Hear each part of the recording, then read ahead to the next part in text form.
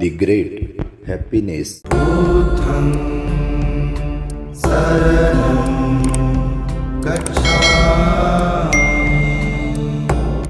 मनोपुब्बंगमा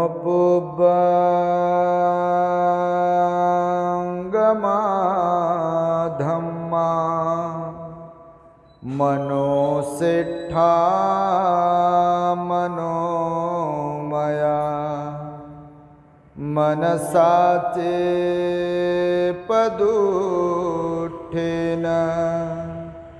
भासति वा करोति वा ततो नं दुःखमन्वेति चक्रं वहतो पदम्।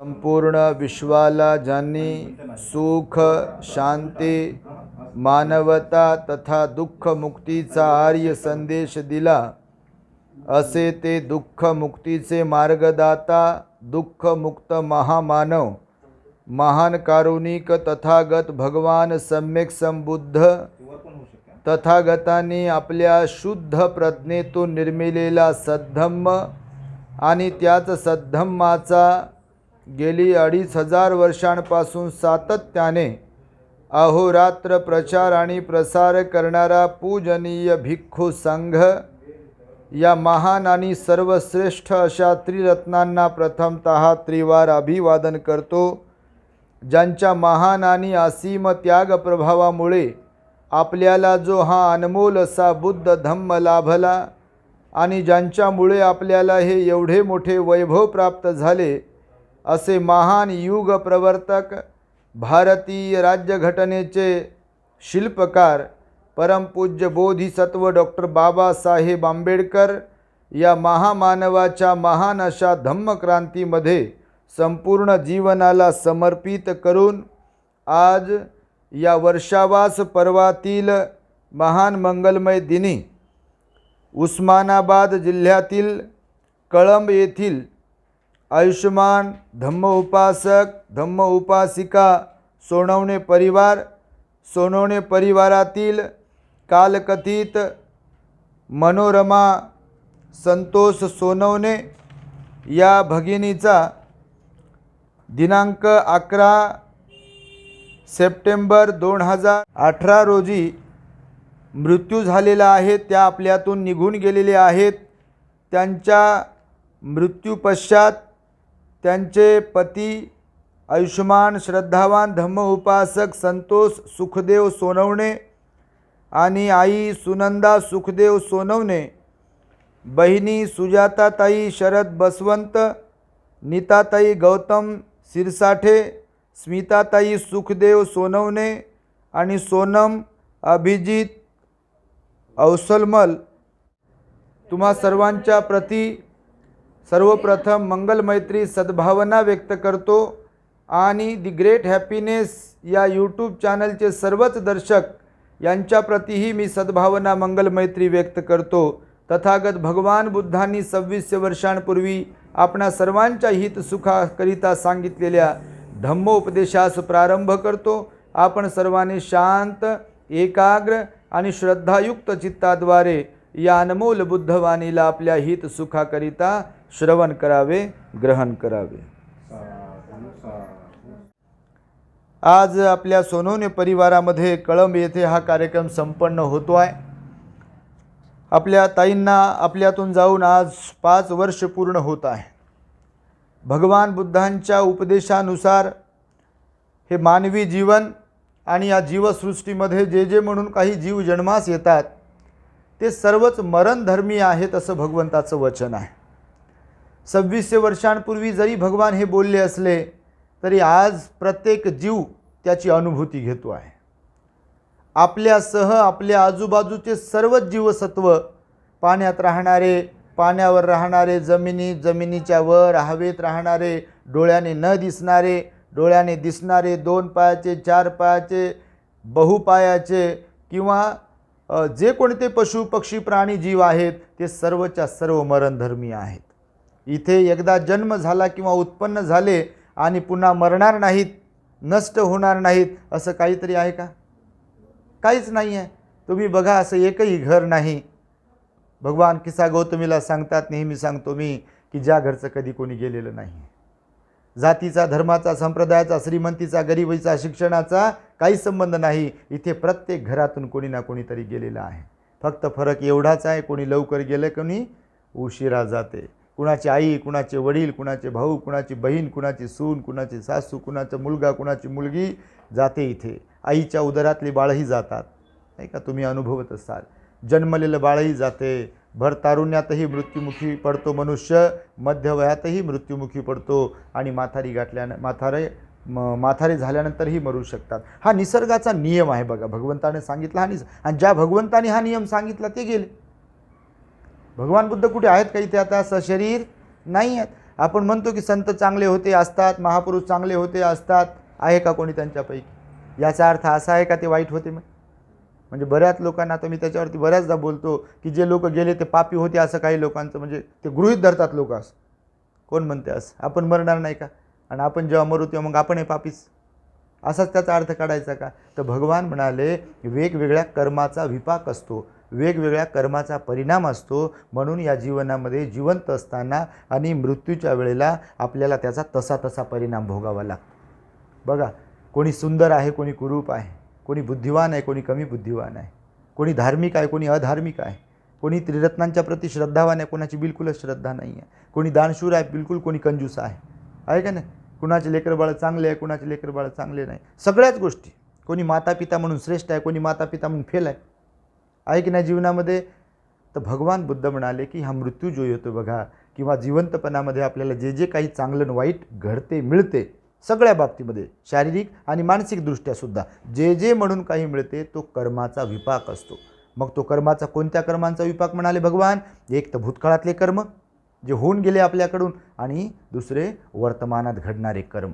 प्रत्येक कर्माचा विपाक आहे आणि ते कर्म कोणाकडूनही घडो. भिक्षू असो, गृहस्थ असो, संन्यासी असो, परिव्राजक असो, कोणत्याही जाती धर्माचे लोक असो, ज्यांच्याकडून जे जसे कर्म घडतात त्याचा विपाक त्यांना आज ना उद्या, उद्या ना परवा मिळणार म्हणजे मिळणार. काळ्या दगडावरची रेष आहे. कोणी म्हणते म्हणून नाही, तर हा निसर्गाचा नियम आहे. कारण झाड लावलं आणि जर ते कधी त्याचं रोपटं झालं, रोपट्याचं झाड झालं, तर झाडाला फुलं येणार. अपवाद वगळता सरासरी झाडाला फुलं येतात. फुलं लागले म्हणजे समजून घेतो आपण की त्याला फळं लागतात. फळं लागले म्हणजे समजून घेतो आपण की ते फळं पिकतात, पाडाला येतात आणि ते खाण्यायोग्य असतील तर खातो आपण. पुन्हा त्याची कोय होते, जमिनीमध्ये पडते कुठेतरी, पक्ष्याकडून, माणसांकडून. त्याला पाणी भेटते, हवा भेटते, ऊन भेटते आणि पुन्हा ते त्याचं रोपटं तयार होते. हा निसर्गाचा नियम आहे, न थांबणारा. भगवान बुद्धांनी ह्याच्यासाठी कर्मसिद्धांत सांगितलेला आहे. मी आजच्या या दिनी तुम्हाला एक छोटंसं उदाहरण सांगेल भगवंताच्या काळातील, की कर्माचा कसा विपाक होतो आणि आपल्याला कर्म करताना काही वाटत नाही. आता बघा ना, सगळेच लोक असे एकदम अज्ञानीपणे कायेनं वाचा मनाने कसंही वागतात, कसंही बोलतात, बिलकुल कितीतरी लोक.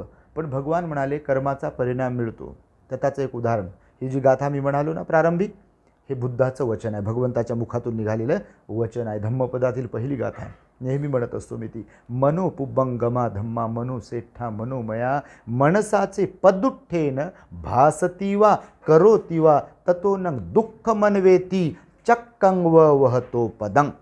चक्कंग म्हणजे चाक, वहतो पदंग म्हणजे बैलांच्या पाठीमागे जसं बैलगाडीचं चाक फिरत राहते, बैल थांबले की चाक थांबते. बैल ज्या गतीने चालतात ते जर फास्ट चालत असेल तर चाकही तेवढ्या फास्टपणे फिरते. बैल हळूहळू चालत असेल तर चाक हळूहळू फिरते. बैल थांबले की चाक थांबते. अगदी भगवान बुद्ध म्हणाले आपल्या कर्माचं विपाकाचं असंच आहे. जेव्हा कधी एखादी व्यक्ती मळलेल्या मनाने बोलते तेव्हा दुःख त्या व्यक्तीचा पाठलाग तसेच करते. म्हणाले भगवान की जसं बैलगाडी ओढणाऱ्या बैलांच्या पायांचा पाठलाग त्या गाडीची चाकं करतात. समजलं तुम्हाला? भगवंताने किती सहज सोपं उदाहरण सांगितलं बघा. आता गावाकडे बघा बैलगाड्या असतात ना, त्याला चाकं असतात. बैल थांबले म्हणजे चाक थांबते. चाक आपोआप कसं फिरेल? बैल ज्या गतीने चालते चाक त्याच गतीने फिरते सगळ्या बाबतीमध्ये. म्हणून भगवान म्हणाले की या सगळ्या मग सुखाचं आणि दुःखाचं मुख्य काय आहे? तर आपलं मन आहे. म्हणून भगवंताची शिकवण काय आहे की मनाला निर्मळ ठेवा. मन निर्मळ असेल तर वाचा निर्मळ बनू शकते. मन निर्मळ असेल तर शरीराचं कर्म कायचं कर्म निर्मळ बनते. बघा तुम्ही, मन निर्मळ असेल तर आपण कोणाशी द्वेष करत नाही, कोणाचा वाईट करत नाही, कोणाला वाईट बोलत नाही किंवा कोणतंच कर्म घडू शकत नाही जर मन निर्मळ असेल तर. आलं लक्षात. जसं एखाद्या भांड्यामध्ये पिण्याजोगे पाणी ठेवायचं आहे आपल्याला पिण्यासाठीचं, त्या भांड्याला घासून काढतो का नाही आपण? का बाथरूमचं भांडं वापरतो का पिण्यासाठी? कोणीतरी वापरेल का? किंवा कुठं बाहेर ठेवलं आणि आणलं आणि दे रे मला बापू याच्यात भांड्यात पाणी पितो बकेटीत, पिते का कोणी? आता कोणी पागल असेल, कोणाच्या डोक्यावर परिणाम झाला असेल किंवा जे लयच अस्वच्छ असतील तर ते बापा तिकडं पण तेच वापरतील आणि इकडे तेच वापरतील, ती गोष्ट वेगळी. पण असं करेल का कोणी?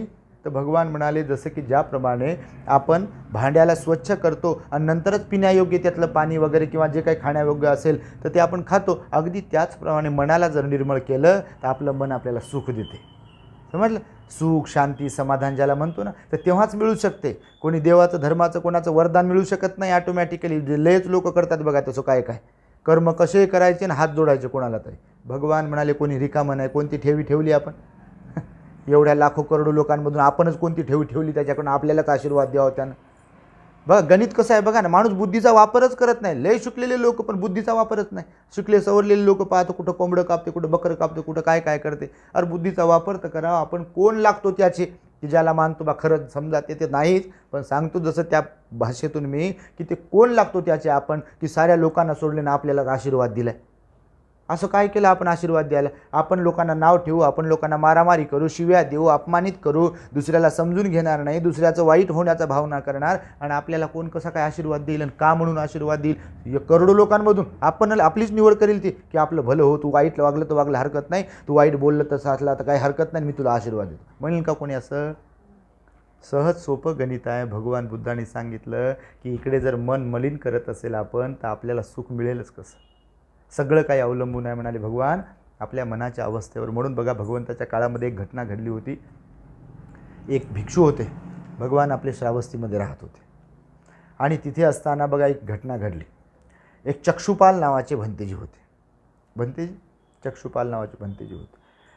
ते वर्षावासाच्या दरम्यान त्यांनी अधिष्ठान केलं होतं की मी पाठ जमिनीला टेकवणार नाही. कोणाचे वेगवेगळे अधिष्ठान असतात, तर पाठ जमिनीला टेकवणार नाही म्हणजे बसूनच राहणार, ध्यानच करणार. बस प्रवचन करायचं तर प्रवचन करेल आणि बसूनच राहील. म्हणजे जमिनीवर पाठ टेकवणार नाही म्हणजे झोपणार नाही. थोडक्यात झोपायचं नाही, बसूनही झोपायचं नाही बिलकुल, त्याचा अर्थ असा आहे. आणि मग त्यांचं अधिष्ठान होतं 2-3 महिन्यात, वर्षास 3 महिन्याचा असतो, 3 महिन्याचं अधिष्ठान होतं त्यांचं. आणि मग 1 महिना झाला. आता आपल्या प्रत्येक शरीराच्या अवयवाची एक कॅपॅसिटी आहे, एक मर्यादा आहे. जर त्याला विरुद्ध दिशेने वागवलं आपण तर त्याच्यावर दुष्परिणाम होतो. मग कोणत्याही म्हणजे समजा डोळे रात्रीला झोपण्यासाठी दिले आपल्याला तर रात्रीला झोपलं पाहिजे, दिवसाला उघडं ठेवण्यासाठी दिले दिवसाला उघडं ठेवलं पाहिजे. त्याच्या अपोजिट वागलो आपण, विरुद्ध वागलो की ते आपल्याला दुष्परिणाम देते. कोणतीही गोष्ट बघा, कोणतीही गोष्ट की आपण जर अतिरेक केला त्याचा किंवा विरुद्ध वागलो ना त्याचे दुष्परिणाम आहे. तर मग त्या भंतेजीने पाठ टेकवली नाही, भंतेज झाले म्हणून काय झालं? कर्म भगवान बुद्ध म्हणाले सगळ्यांना सारखेच असतं. मग 1 महिन्यानंतर त्यांच्या डोळ्याचा प्रॉब्लेम सुरू झाला. त्यांना डोळे खळखळ करणं, डोळे जळजळ करणं. आता बघा ना 1-2-3 दिवस आपण जर झोपलो नाही तर काय होते की नाही त्रास आपल्याला? विद्यार्थी अभ्यास करण्यासाठी समजा जागत असतील तर ते त्यांच्या डोळ्यावरही परिणाम होतो कोणाच्या पण, आणि जागलो आपण तर आपल्या डोक्यावर पण परिणाम होतो. बघा असं वेगळंच होते ते फील, जर तुम्ही अनुभवलं असेल कधी तर. मग ते भंतेजींचा डोळ्याचा प्रॉब्लेम झाला आणि मग डॉक्टरांना दाखवलं. बाकीच्या भंतेजीने चला डॉक्टर, भंतेजीचे डोळे जरा दुखत आहेत, त्यांच्यातून पाणी येत आहे, खळखळ करत आहेत किंवा जे काही त्रास होत असेल तर डॉक्टर आले. डॉक्टरांनी औषध दिलं डोळ्यात टाकायचं, ड्रॉप देतात ना आता ही डॉक्टर डोळ्यात ड्रॉप देतात टाकायला. तर मग ड्रॉप दिला, पण ते ड्रॉप असा झोपून टाकायचा होता. आता डोळ्यात औषध टाकायचं झोपावं लागतं माणसाला. असं मी असं टाकतो औषध म्हटल्यावर जमते का? मी राजा आहे आणि मला कोण काय करते? आणि डॉक्टरला काय जास्त समजते काय? मला पण समजते, मी असं करून टाकेल. आणि कसं टाकेल मग? असे लोक राहतात ना बाबा, कोणाचं ऐकायचं नाही, मी माझंच ऐकेल. तर ठीक आहे ऐक मग तू तसं. तर ते भंतेजी होते, तर भंतेजीने अधिष्ठान केलं होतं. तर अधिष्ठान मोडता येत नाही. अधिष्ठान चांगल्या कामासाठी अधिष्ठान केले असतात ना, काहीतरी प्राप्त करण्यासाठीचे अधिष्ठान असतात. आणि चांगलं करण्यासाठी, चांगलं प्राप्त करण्यासाठी धम्माचे अधिष्ठान केले पाहिजे. आपण पण पंचशिलेचं पालन करण्याचं, उपवासाचं पालन करण्याचं अधिष्ठान केलं पाहिजे, दान देण्याचं अधिष्ठान केलं पाहिजे, शील पालन करण्याचं, ध्यान करण्याचं अधिष्ठान केलं पाहिजे. अधिष्ठानपूर्वक जेव्हा जेव्हा आपल्या मनाला वळण लावतो ना तर बरोबर तसं वळण लागते. पण अधिष्ठान जर नसेल म्हणजे संकल्प जर केला नाही तर मग ते डळमळीत असते आपल्या मनाची अवस्था. आलं लक्षामध्ये? विद्यार्थ्यांनी पण जर असं जिद्दनं चिकाटीने संकल्प केला की मी बिलकुल अभ्यास करेल आणि मी 99% मिळवेल, बिलकुल मिळतील त्याला. त्यानं जर अधिष्ठान केलं तर. आणि म्हणून मग भंतेजीला औषध दिलं आणि भंतेजी झोपत नव्हते. मग डोळ्यात औषध टाकण्याचा काही विषयच नव्हता. मग तरी डोळ्यात काय औषध टाकलं नाही भंतेजीनं. तर मग 2 महिने झाले, त्यांचे डोळे अजून जास्तच वाढले. मग दृष्टी कमी कमी कमी कमी होत गेली ना, कारण ते झोपलेच नाही, डोळे पतन लावलंच नाही त्यांनी असं डोळ्याचं. आणि मग 3 महिने जसे कंप्लीट झाले तर ते ध्यानी होते, धम्माचं आचरण करत होते. ध्यानाची पहिली पायरी, दुसरी पायरी, आनापानसती, विपස්සना वगैरे ध्यान करायचे कर्मठाण घेतलं होतं त्यांनं. आणि ध्यान करता करता 3 महिन्याने झालं असं की एकीकडे ते वर्षावा संपला, त्यांचं अधिष्ठान संपणारच होतं आता. आणि तेवढ्याच त्यांचे डोळे अंध झाले, पूर्ण कायमचे अंध झाले. आणि कायमचे अंध ज्या दिवशी झाले त्याच दिवशी ते अर्हत झाले. अर्हत म्हणजे दुःखमुक्त, जिथे 3ही तृष्णा कायमच्या नष्ट होतात की ज्या आपल्याला दुःख देतात. कामतृष्णा, भवतृष्णा, विभवतृष्णा, त्याला निर्वाणाची अवस्था म्हणतात. सर्वोत्तम सुख म्हणाले भगवान बुद्ध. जीवनामध्ये सर्वोत्तम सुख कोणतं असेल तर भगवान म्हणाले निर्वाणासारखं दुसरं कोणतंच सुख नाही. आणि ते सुख त्यांनी प्राप्त केलं. पण शारीरिकदृष्ट्या अंध झाले ते. मग अंध झाले आणि एकीकडे अर्हत झाले. अर्हत म्हणजे बिलकुल तिथं दुःखाचा लवलेश नाही. जरी डोळे असतील काय, नसतील काय, काय जे असेल काय, नसेल काय, शारीरिकदृष्ट्या जरी काही जर कमी जास्त असेल त्याचा काही परिणाम होत नाही. कारण इकडे जे आहे ना, मनाची अशी न्यूट्रल अवस्था तयार होते. न्यूट्रल कळते तुम्हाला? गाड्या असतात आपल्या, मोटरसायकल, 4 व्हीलर असते बघा. ही जर चाबी लावली चालू केली गाडी, इंजिन स्टार्ट आहे पण गिअरमध्ये नसेल तर गाडी चालते का, धावते काय? धावत नाही. आपल्याला गिअर टाकावं लागते क्लेच दाबून, आणि तेव्हा मग ती गाडी त्या गतीने धावते. तर तसं मग मन तर आहे, शरीर तर आहे, जिवंत तर आहे आपण, पण मनाची अवस्था अशी बनते, निर्वाणाची अवस्था अशी बनते जिवंतपणात. निर्वाण म्हणजे मेल्यावर नाही, निर्वाण म्हणजे जिवंतपणात. बरेच लोक मेल्यावर फोटोच्या पुढे लिहितात निर्वाण. तर निर्वाण म्हणजे मेल्यावरचं नसते, मेलेल्या माणसाच्या नावासमोर लावत नाहीत. तर निर्वाण हे जिवंतपणा ध्यानातून प्राप्त होते माणसाला. ती मनाची एक अवस्था आहे अतिउच्च टोकाची, की जिथे राग, द्वेष, लोभ, मोह, माया, मत्सर, अहंकार, ईर्ष्या, स्वार्थ हे काहीच नसते. न्यूट्रल.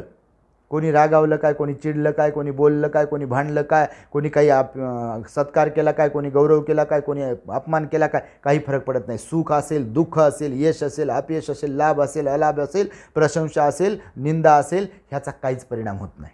अशी मनाची अवस्था. तर आपली असते का अशी मनाची अवस्था? आपल्याला धक्क्याला बुक्की काहीच सहन होत नाही. आपले होते का सहन? तर म्हणून माणसं निर्वाणाला थोडी गेले ते. तर म्हणून त्यासाठी ध्यान करावं लागते, त्यासाठी शीलपालन करावं लागते. मग निर्वाणाच्या जवळ गेलो की मग ते संयमाने जाता येईल ना तिकडे. त्याचा मार्ग आहे ना भगवंताने सांगितलं. आणि म्हणून भंतेजी अर्हत झाले आणि डोळे गेले. मग डोळे गेले तर एका दिवशी काय झालं, चंक्रमण करत होते भंतेजी. चंक्रमण म्हणजे चालण्याचं ध्यान राहते. असं विहाराची जागा असते, मोठी पटांगण असते, त्याच्यासमोर मग चंक्रमण म्हणजे चालायचं ध्यान. असं पाऊल मोजलं, मी उजवा पाऊल उचलत आहे, आता तो पाऊल ठेवत आहे. मी डावा पाऊल उचलत आहे, तो खाली जमिनीवर ठेवत आहे. एकाग्रचित्ताने फुल फोकस करून. तर ते पण वॉकिंग मेडिटेशन म्हटलं त्याला. वॉकिंग मेडिटेशन, स्लीपिंग मेडिटेशन आहे, वॉकिंग मेडिटेशन आहे, वेगवेगळे प्रकार आहेत त्याचे. तर एकाग्रचित्त मनाला बनविण्यासाठी एकदम फुल कॉन्सन्ट्रेट. तर मग ते भंतेजी तसं वॉकिंग मेडिटेशन करत होते, चालत होते, चंक्रमण करत होते. मग त्यांना तर डोळे नव्हते ना, तर त्यांच्या पायाखाली बारीक बारीक मुंग्या, किडे जे काही असतील ना, तर ते मरत होते. त्यांना काही दिसत नव्हतं, ते बारीक बारीक मरत असतील कीटक. आता विहार गावाच्या बाहेर होते ना तेव्हा. तर मग काही भिक्षूंना पाहिलं, ते नवख्या भिक्षूंनी, आणि त्यांना वाटलं अरे हे चक्षुपाल भंतीचे तर प्राण्यांना मारू लागले. पानाती पाता वेरमणी आहे ना, भगवंतानं सांगितलं. आता कोण कसा अर्थ काढते त्याचा. लोक हुशार राहतात जास्तच जरा. तर लोक हुशार राहतात, जे ते लोक लय हुशार. तर त्यांच्या पायाखाली ते मरत होते. मग भगवंताकडे गेले ते भंतेजी लोक, आणि भगवान ते आपले चक्षुपाल भंतेजी जे आहेत तर ते चंक्रमण करत आहेत, ध्यान करत आहे, पण त्यांच्या पायाखाली तर किडीबिडी मरत आहे, ते तर हिंसा करत आहे. भगवान त्यांना विचारलं, भगवान म्हणाले त्याला की त्यांनी त्या किड्यांना पाहिलं काय? तर नाही पाहिलं, दिसतच नाही, तर पाहण्याचा काय विषय. त्यांनी त्या किड्याला पाहिलं नाही, म्हणून त्यांचा हेतू नाही की किड्यांना मारणे. आणि मी त्यांच्या मनाची अवस्था ओळखतो. भगवान होते ना आपले, सर्वज्ञ होते. जशास तशी मनाची अवस्था ओळखायची, ते जशास तशी. आणि मग भगवान म्हणाले की त्यांचा हेतू नव्हता मारण्याचा, त्यांना दिसत नाही आहे, आणि ते आता अर्हत झालेले आहेत, आणि कोण्या प्राण्याला मारण्याचा प्रश्नच उद्भवत नाही. कुणाच्या प्रती द्वेष करण्याचा, क्रोध निर्माण करण्याचा प्रश्नच उद्भवत नाही, कारण ते आता निर्वाण अवस्थेला आहेत सध्या. तर मग भगवान त्याला भिक्षूंनी विचारलं की भगवान आम्हाला सांगा की आता ते प्रयत्नाने पुण्यकर्माने त्यांचं जे काही पुण्यकर्म असेल तर त्यानं ते आता हे अरहत झालेत ना, पण त्यांचे डोळे गेले, त्याचं काय कारण आहे? कोणतं कर्म आहे त्याचं? डोळे अंध होण्याचं पण तर कर्म असेल ना, कारण दोन्ही कर्माचा परिणाम सांगितला भगवंतानं. पापाचा पण परिणाम सांगितला आणि पुण्याचा पण परिणाम सांगितला. असं नाही की पाप केलं आणि पुण्य केलं तर मग ते काही हे होतं. मग भगवान म्हणाले दोन्ही कर्माचा परिणाम बिलकुल. तर मग भगवंताला जेव्हा विचारलं तेव्हा भगवान बुद्ध म्हणाले त्या भिक्षूंना की भिक्षूंनो बघा तुम्हाला सांगतो मी त्यांची स्टोरी, त्यांची अगोदरची स्टोरी आहे ना, पूर्वपीठिका आहे ना, पूर्वकथा आहे ना त्यांची. प्रत्येक आता आपल्याला जे काही प्राप्त होतं आपण म्हणू बा मी कसं काय माझा डोळा अंध झाला असं म्हणते नाही. समजा ज्यांचा कोणाचा डोळा अंध झाला असेल किंवा कोणतेही काही अपंग आहे, शारीरिक अपंग आहे किंवा मानसिकदृष्ट्या कोणी कमजोर वगैरे आहे, तर आपण सहज असा विचार करतो कोणतं पाप कर्म केलं असेल असं म्हणतात का नाही लोक? कोणतं पाप केलं असेल म्हणतात माझ्या मागे हे लागलं, जे कोणतात. जसं आपल्या भगिनी ताई गेल्या घरातून तरुणपणामध्ये गेल्यानंतर 5 वर्ष, आता वरवर करणी सहज लोकांना कळत नाही की कशामुळे गेलेत, पण भगवंताने कर्मसिद्धांत शिकवला. आणि आपल्याला काय वाटते की कोणाशी तर भांडत नव्हते, कोणाशी तर बोलत नव्हते, कोणाला त्रास देत नव्हते, सगळ्यांशी तर चांगले वागले. हे आताच आपल्याला माहिती आहे, मागचं कोणतं माहिती आहे आपल्याला?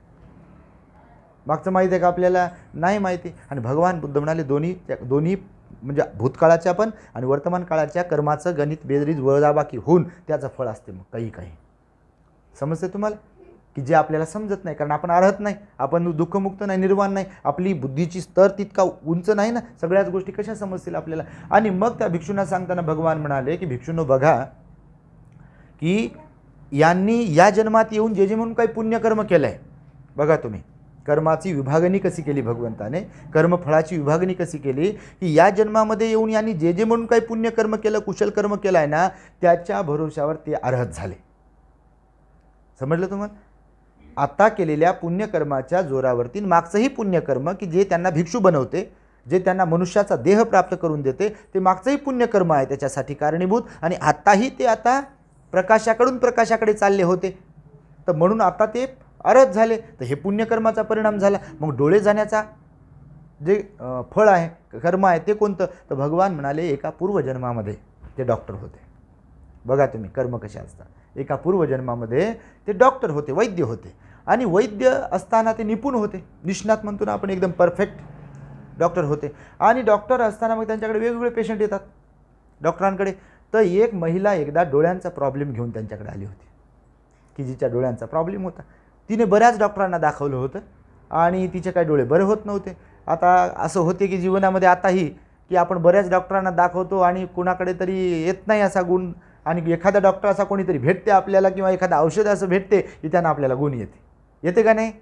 तर त्या महिलेबरोबर तसंच झालं होतं. तिने बऱ्याच डॉक्टरांना दाखवलं पूर्वी, पण तिला काही फरकच पडला नाही डोळ्यांचा प्रॉब्लेमचा. पण या डॉक्टरांना जेव्हा दाखवलं तिनं ना, लगेच तिला फरक पडला. आता तेव्हा बक्षीस देण्याची पद्धत होती. आता जसे पैसे फीस देतात ना, तर तेव्हा बक्षीस देण्याची पद्धत होती. तर मग त्या डॉक्टरांना तिने सांगितलं की डॉक्टर असा माझा प्रॉब्लेम आहे, बऱ्याच डॉक्टरांना दाखवला तो काही फरक पडला नाही, पण तुम्ही जर काही कराल तर ते फरक पडेल, तर तुम्ही काहीतरी करा.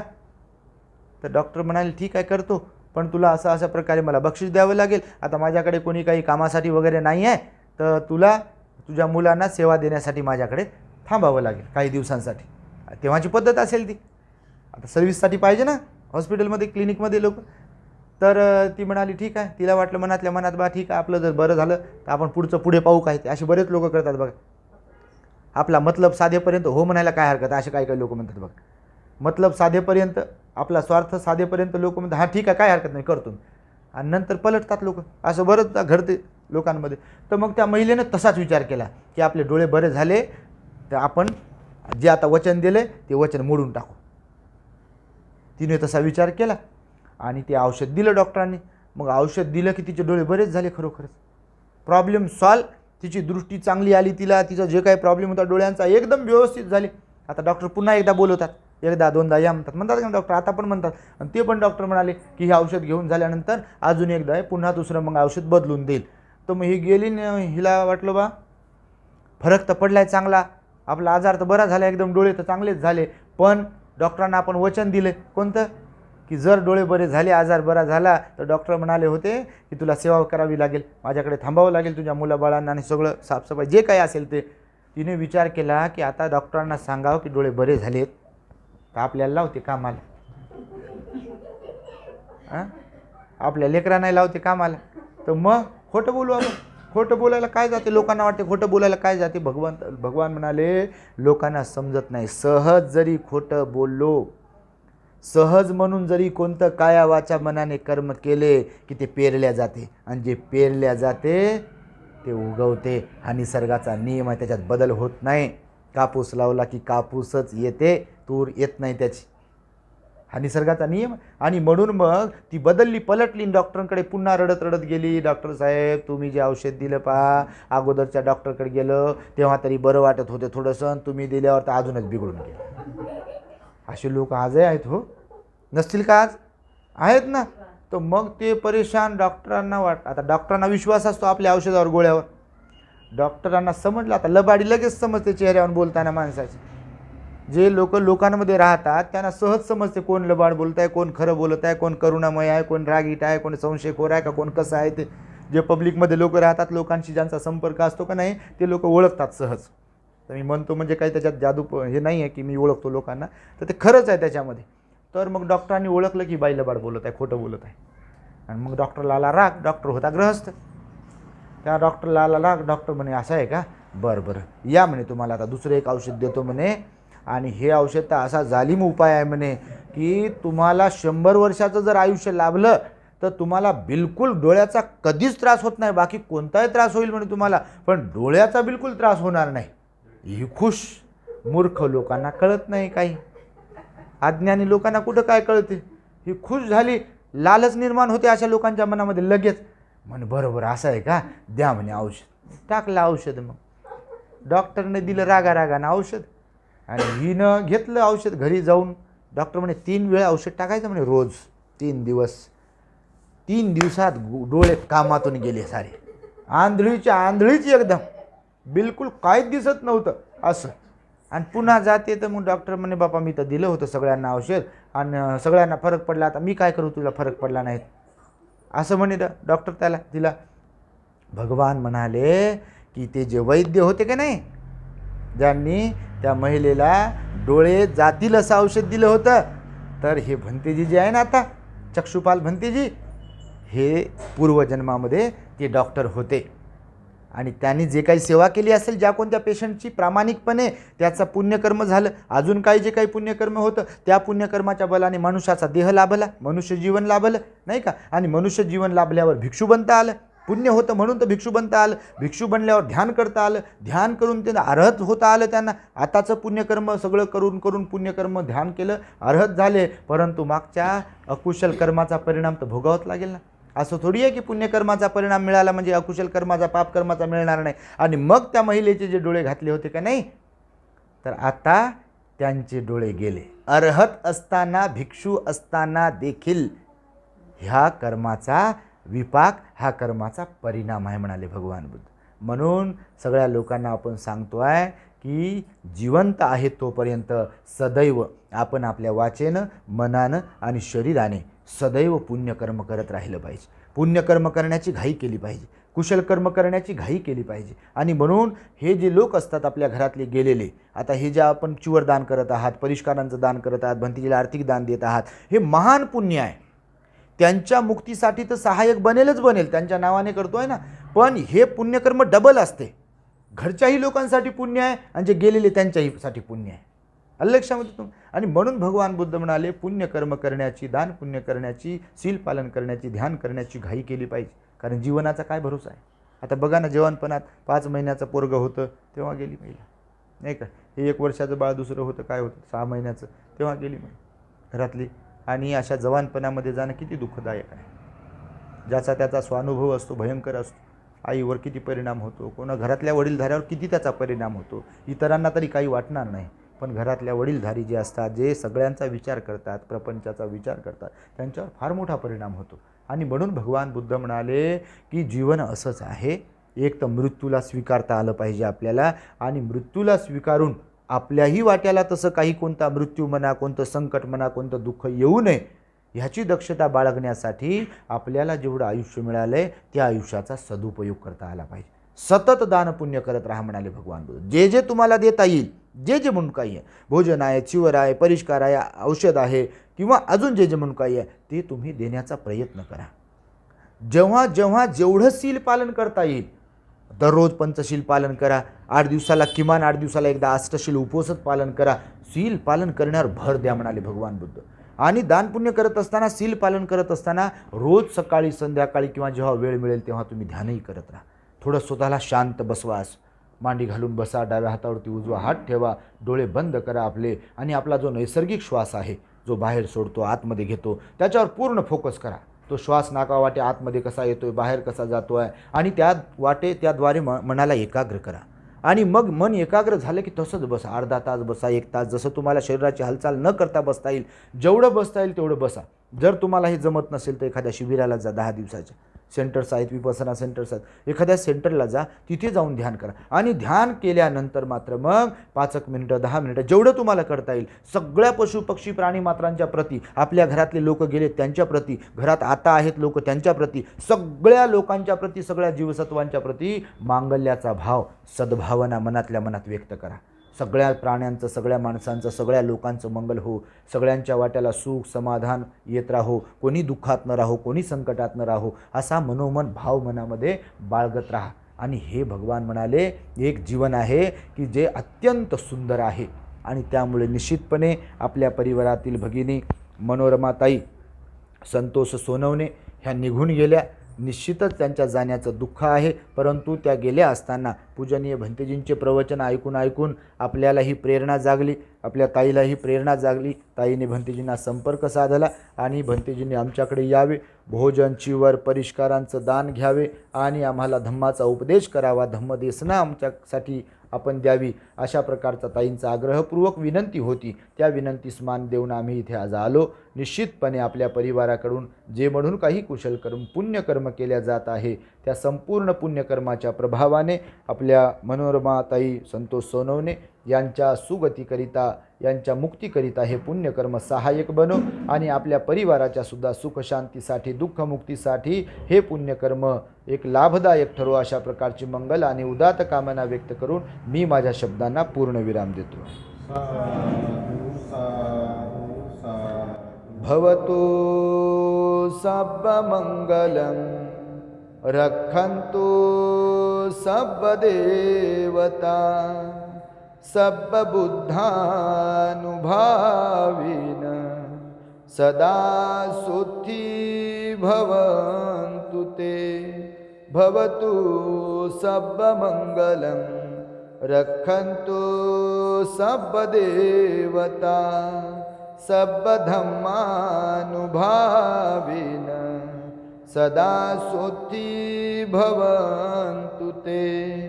भवतु सर्वमंगलं रक्षन्तु सर्वदेवता सर्वसंघानुभाविन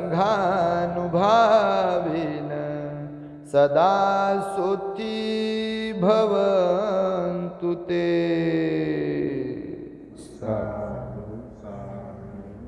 बुद्धं नमामि, धम्मं नमामि, संघं नमामि.